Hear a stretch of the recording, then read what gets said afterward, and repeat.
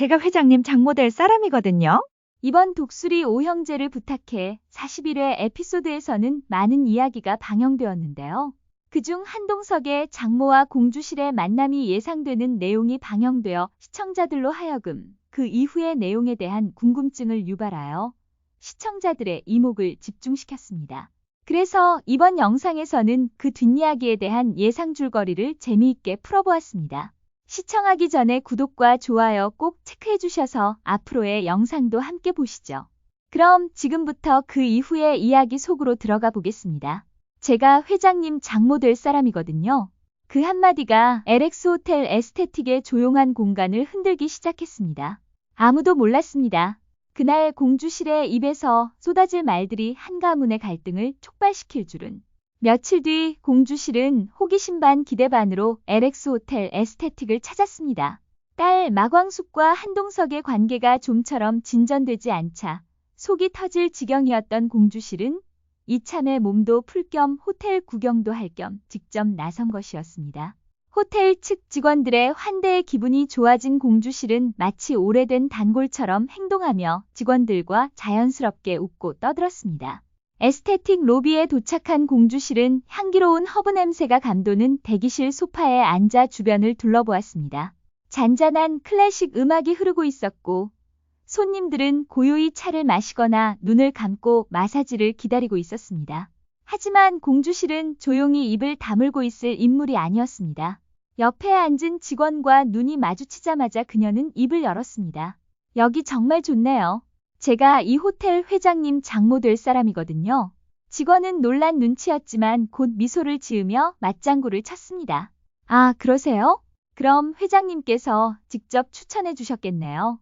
공주실은 더 들뜬 표정으로 말을 이어갔습니다. 회장님이 지난번에 직접 마사지 한번 받아보라고 하셨어요. 제가 또 이런 데 잘 안 오는데. 사위 될 사람이 권하니까 한번 와봤죠. 사위 복도 보기예요.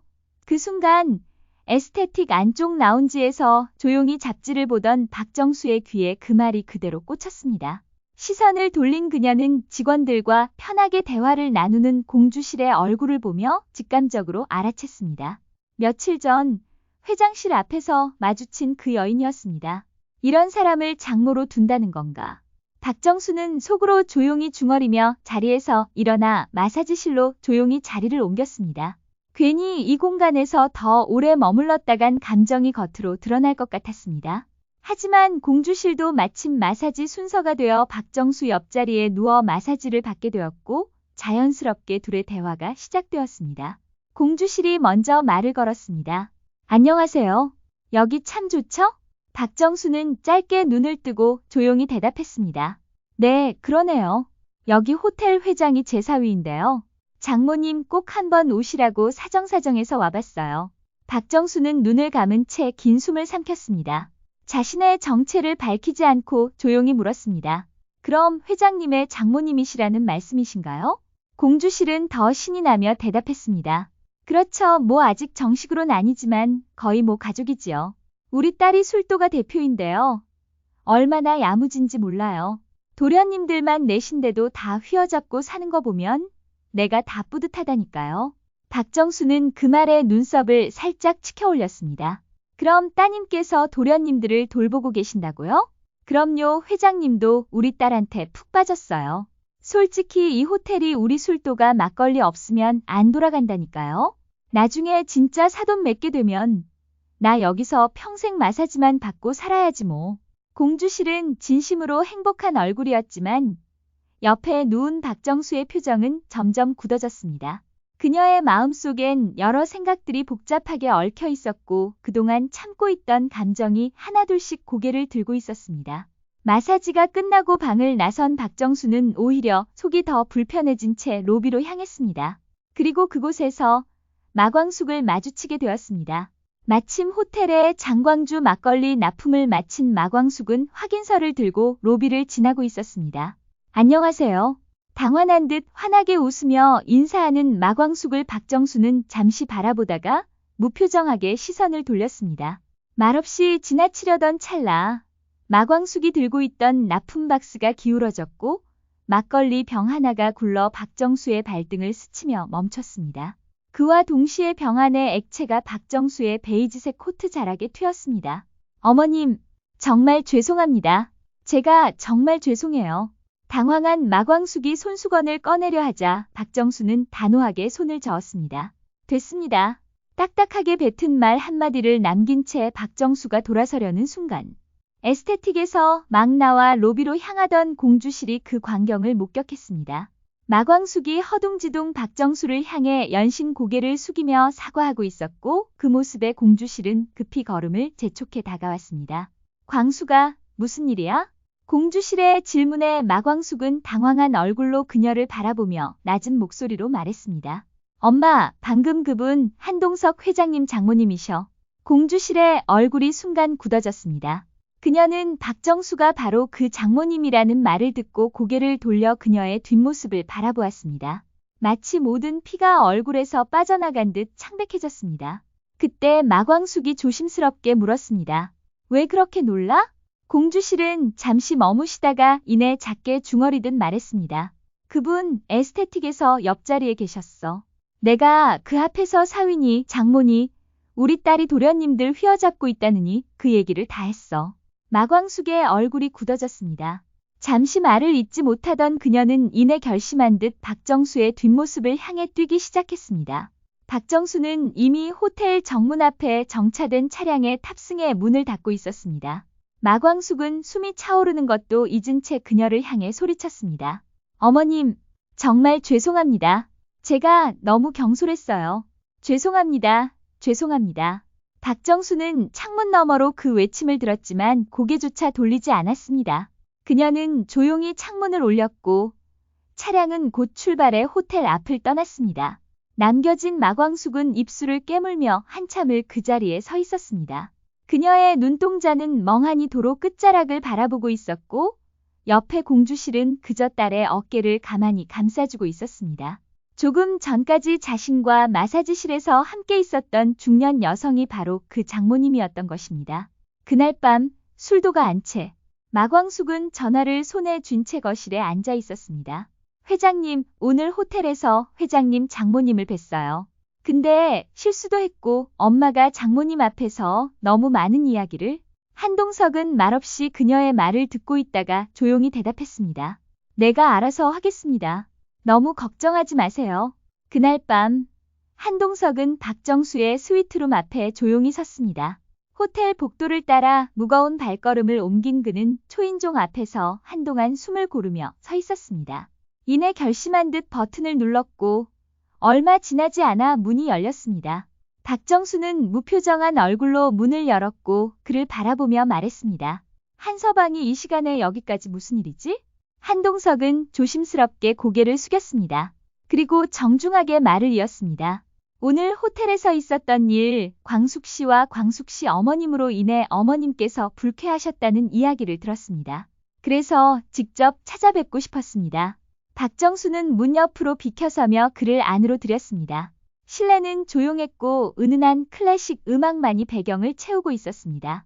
그분 참 말도 많고 철이 없더군. 사위 될 사람 이야기라며 호텔 에스테틱에서 마치 본인 소유처럼 구는 걸 보고 있자니. 그 말에 한동석은 잠시 눈을 감았다가 다시 그녀를 바라보았습니다. 광숙 씨도 광숙 씨 어머님도 완벽한 사람은 아닙니다. 하지만 그들이 저를 대하는 방식은 언제나 진심이었습니다.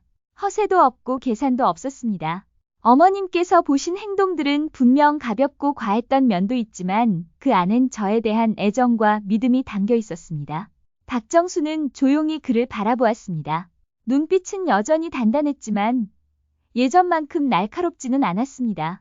한서방, 나는 단지 걱정이 되는 거야.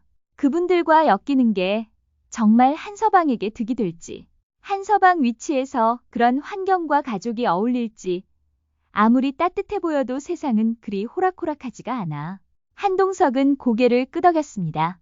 그 점에 대해서는 저도 충분히 고민하고 있습니다.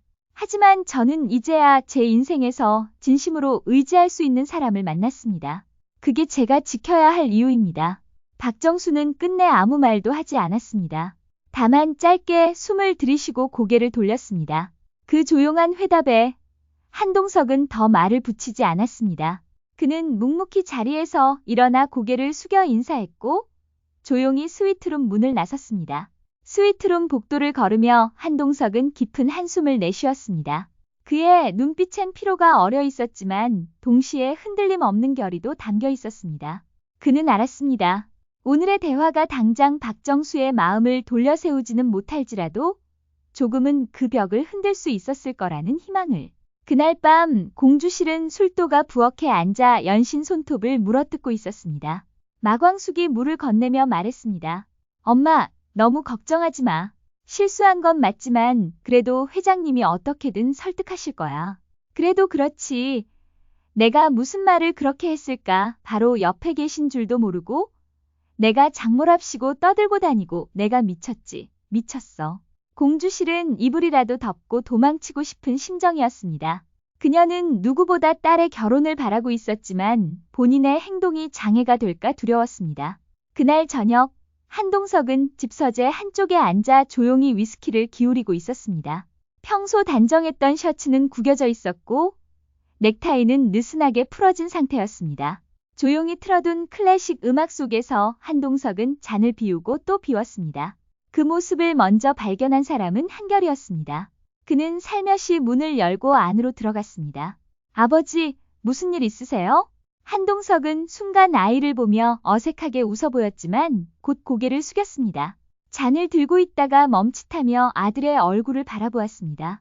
그는 억지로 미소를 지으려 했지만 피곤에 젖은 눈빛은 감출 수 없었습니다. 그냥 생각 좀 하고 있었다. 곧 한봄도 다가왔습니다. 그녀는 책상 위에 놓인 빈 잔을 들고 찬바람이 드는 창가를 바라보다가 조심스럽게 물었습니다. 혹시 할머니 때문이에요? 한동석은 아무 말 없이 천천히 고개를 끄덕였습니다. 그의 표정에는 복잡한 감정이 담겨 있었고 잔을 내려놓으며 깊은 숨을 내쉬었습니다. 광숙 씨와의 일, 장모님께서 반대가 심하셔. 괜히 너희들까지 불편하게 만들고 싶지 않다. 한결은 조용히 소파에 앉으며 말했습니다.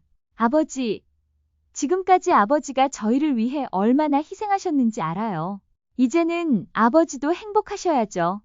지금껏 아버지가 저희를 위해 희생하신 걸 알기에 이젠 저희가 아버지를 도울 차례라고 생각해요. 한봄도 고개를 끄덕이며 말을 이었습니다. 한봄은 조심스레 한동석의 옆으로 다가가 그의 손등을 감싸주었습니다. 아빠, 저희는 광숙 이모님을 좋아해요. 외할머니도 좋아하실 수 있게 저희가 얘기해 볼게요. 한동석은 잠시 말을 잇지 못하고 아이들을 바라보다가 눈을 감았다 떴고 천천히 고개를 끄덕였습니다. 그래줘서 고맙다. 하지만 무리하지는 말아라. 어머님 마음도 쉽게 바뀌지 않을 거야. 다음 날 박정수는 LX 호텔의 테라스 카페에서 조용히 차를 마시고 있었습니다.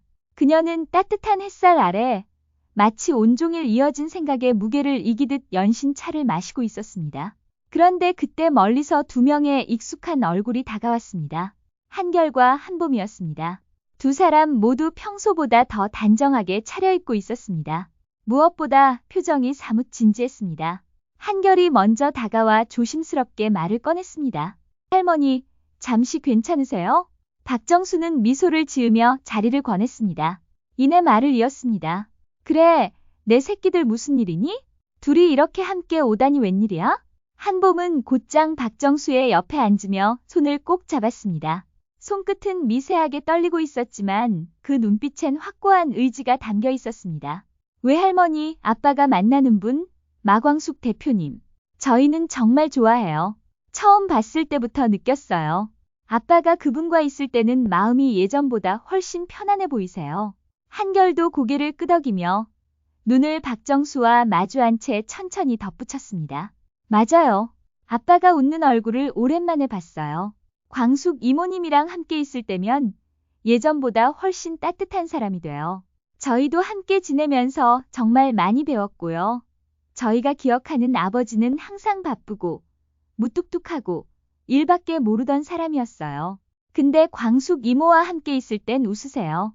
장난도 치시고 가족 식사도 자주 하세요. 저희는 그게 정말 좋았어요. 박정수는 아이들의 말을 조용히 듣고 있었습니다. 눈동자에는 미묘한 떨림이 있었습니다. 그녀는 누구보다 손주들을 아끼고 사랑했고 그들의 판단을 가볍게 여길 수 없었습니다. 한봄은 진지한 표정으로 말을 이었습니다. 할머니, 아빠한테 다시 사랑할 기회를 주세요. 그리고 우리에게도 누군가를 가족으로 받아들일 수 있는 기회를 주시면 안 될까요? 박정수는 깊은 숨을 내쉬었습니다. 그녀의 가슴 속에서 조금씩 견고하던 벽이 무너지기 시작하는 걸 느꼈습니다. 하지만 곧 다시 무표정한 얼굴로 돌아갔습니다. 한결아, 한봄아, 할머니는 너희가 아빠를 얼마나 아끼는지 잘 알고 있어? 그래서 더 신중해야 한다고 생각해. 한 번의 선택이 너희 아빠의 모든 걸 흔들 수도 있어. 쉽게 결정할 문제가 아니라는 거 너희도 알지?